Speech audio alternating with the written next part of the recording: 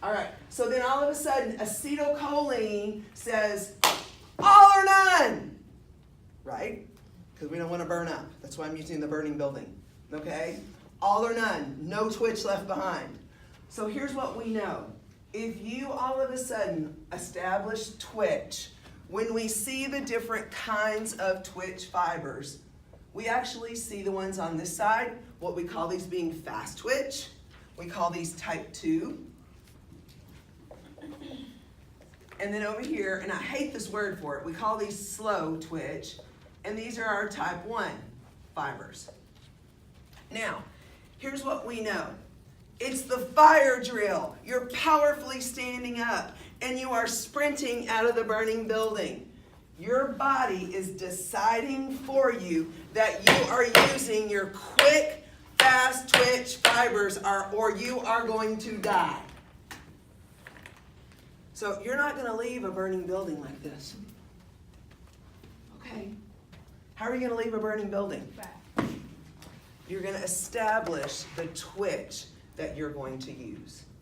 It's the coolest thing that your body does.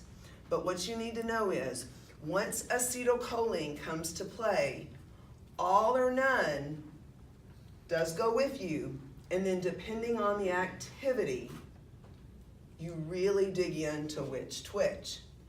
So let's think about, go back to our analogies that we've talked about before with the sprinter coming out of the blocks or the marathon runner starting the race. Okay? You guys, sliding filament theory happens at the beginning of every single thing that you're doing. All right? And it can happen chronically or it can happen acutely. Okay. So here's what we know. Sprinter coming out of the blocks. Okay. Calcium, troponin, tropomyosin, ATP, ADP, ATP, acetylcholine. All of a sudden, gun goes off, rock. That's what happens. And it's over in how quick? Not over, I mean, if it's 100, it's over in 10 seconds. Okay, now let's go to our marathon runner, hanging out at the start line.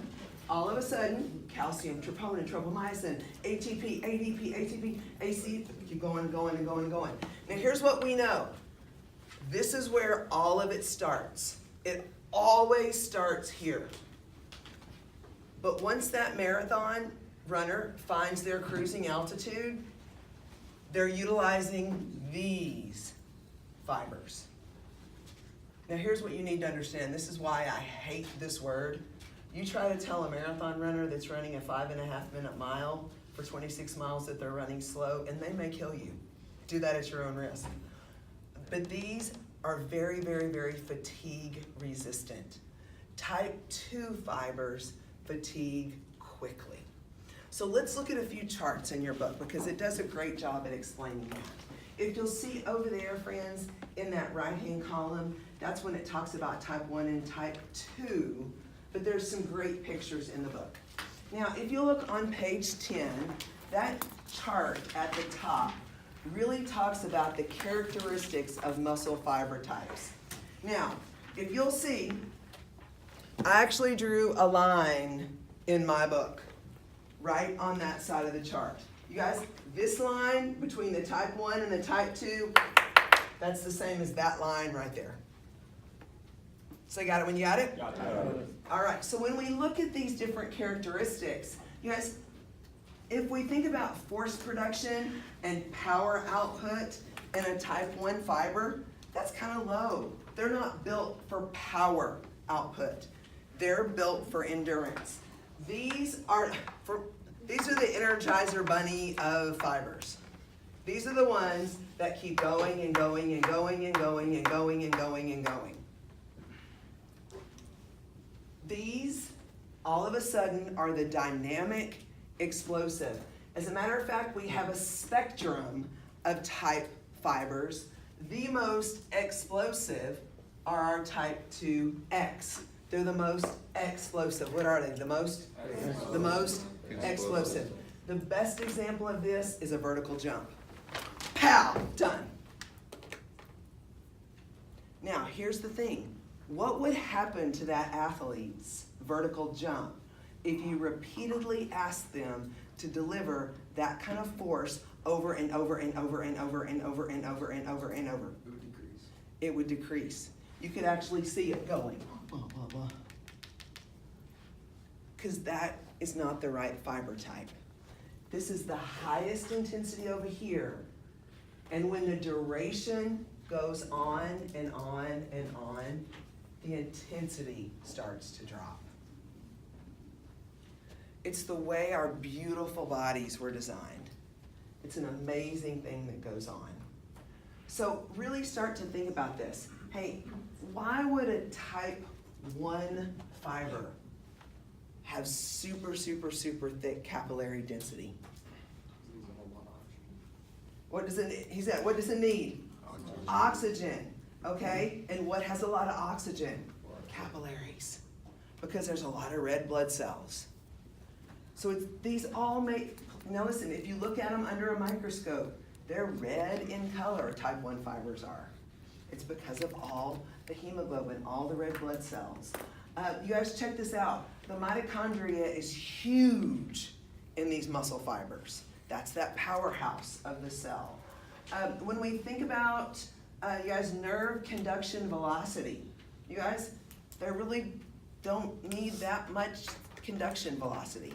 Whereas if you're a vertical jumper, your conduction velocity is a lot higher.